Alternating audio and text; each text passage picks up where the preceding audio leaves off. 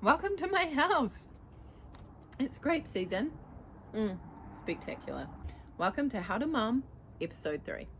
We're going to talk about meeting your physical and emotional needs because this is why most mums are reactive and they don't even know what their needs are. Here's the thing about needs, right?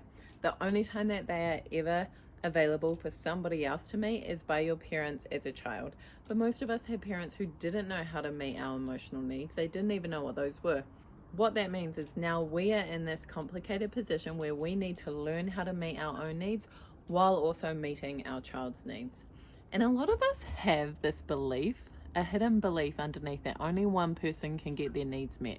And so you sacrifice yourself for your child, or your child gets sacrificed for you or another adult in the family. It's imperative that you get rid of that belief. Everybody's needs can get met. And it's important that they do because we want to raise emotionally stable, healthy children into adults who thrive in life. So we know our physical needs, right? Shelter, food, water, sleep. Now, as a parent, you're probably not getting all the sleep you desire. There will need to be some sort of acceptance when you're in really hard stages. For example, having a baby. And there will need to be a sense of compassion for yourself as you learn how to meet your own needs. However, your mindset needs to be, how can I make meeting my needs just 10% better? The goal is to have that commitment to continuously and daily meet your needs so that you can show up joyful, calm, and competent in motherhood. For your own sake, as well as your kids. But let's get into your emotional needs. They are, number 1, to be seen. What does that mean? It means that you feel valued and you feel important in your own family. I hear mums say that they feel like a maid in their family. And I ask them, what do you do to make yourself feel valued, to feel important? And they don't have an answer. So your goal is to write a list of things that make you feel appreciated. People who report feeling high levels of appreciation also report feeling high levels of love. So what makes you feel valued? It doesn't need to be a 5-star trip to Vegas, though that would be nice. It can be as simple for me.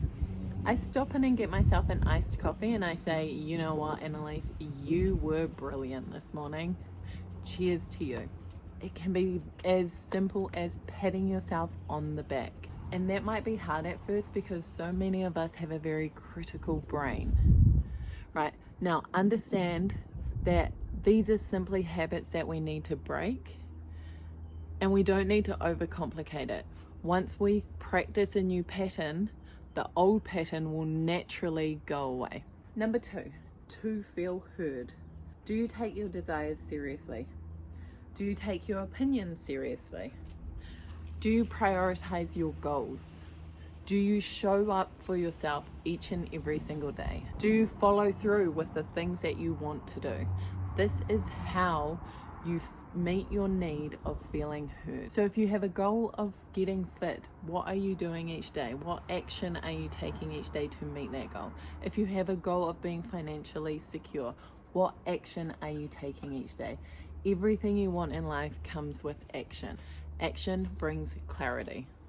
So many people wait for clarity before they start the action. That's not the way it works. Number 3 is to be accepted.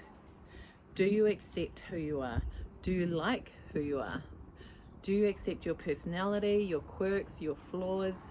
You can accept and love yourself exactly as you are while also working towards bettering yourself in other areas.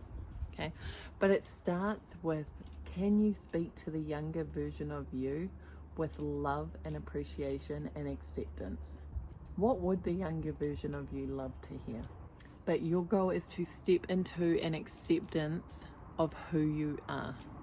Number 4 is a safe place for emotional expression. Do you acknowledge how you feel?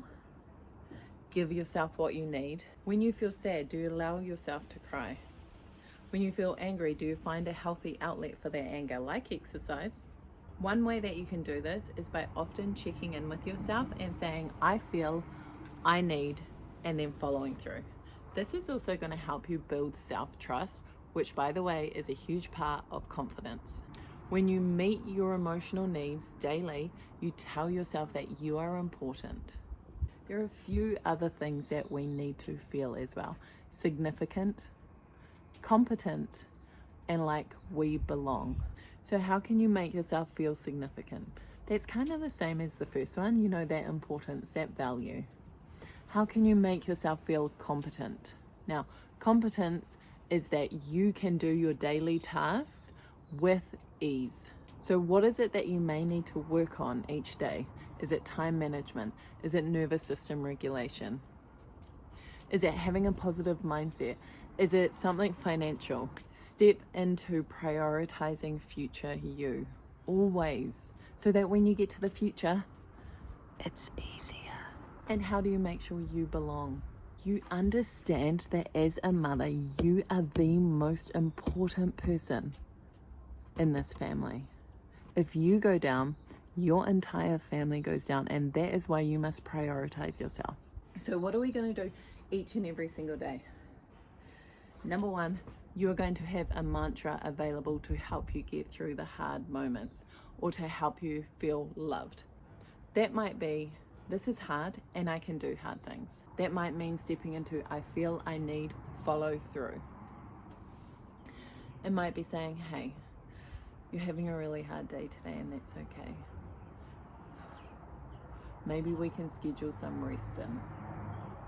Maybe we can simply step into acceptance, which means you stop resisting reality, because resisting reality does not change reality, and you simply emotionally regulate to make things easier for yourself.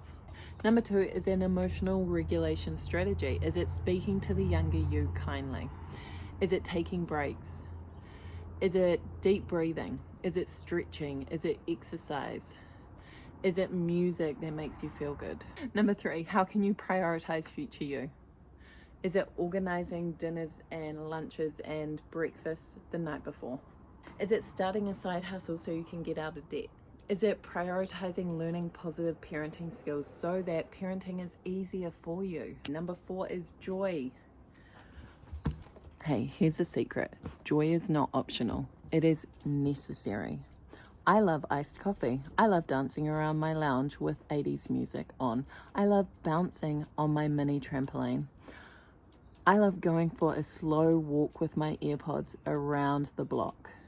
And by showing up and bringing joy into your day, you teach your children that they also need to prioritize joy, which is incredibly important, because a lot of the people who chose to end their life early didn't have joy. We don't want that for our kids. Okay, ask your child every single day, hey, what did you do to bring joy into your day today? And finally, do something productive, because remember, one of our needs is to be competent. Is there a task you've been putting off? Can you even do just 3 minutes of that task? Can you use the mantra, I see it, I do it, it's done? It doesn't need to be perfect, but it does need to be done. So, a mantra, an emotional regulation strategy, prioritizing future you, joy, and doing something productive. I would love for you to comment what you're going to do each day for those 5 things. And remember, be calm, competent, and confident in motherhood, because you deserve it. See ya.